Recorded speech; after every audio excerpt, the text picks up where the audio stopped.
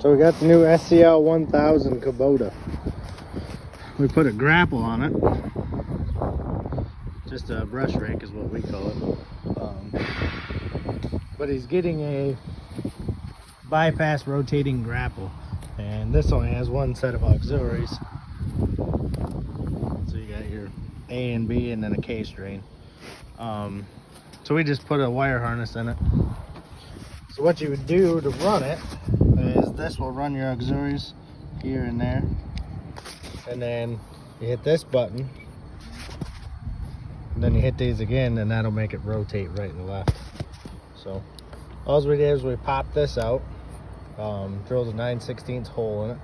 You can look down in there and see a hole through the boot where you can shove your wire down through.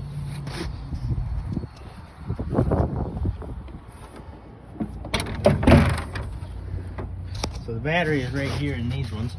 So that wire just comes down right there, and then we run it over to the battery.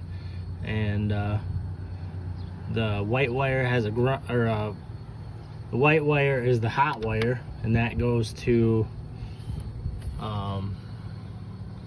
positive on the battery, and then there's two negatives. One goes off that to make that button light up, and then the other one comes down through here. You can see that orange thing here, run down all around, down underneath. Just follow these hoses up here. There's a guard that you can take off to get that, and then you run it through this wrap, down through the rubber, inside the tubing, and you come out. This one I put a Deutsch plug in, and I typically would just do a flat tube because they're cheap and easy to find if you screw them up. So it's pretty simple, pretty straightforward on these guys. The battery's in a nice spot for this, so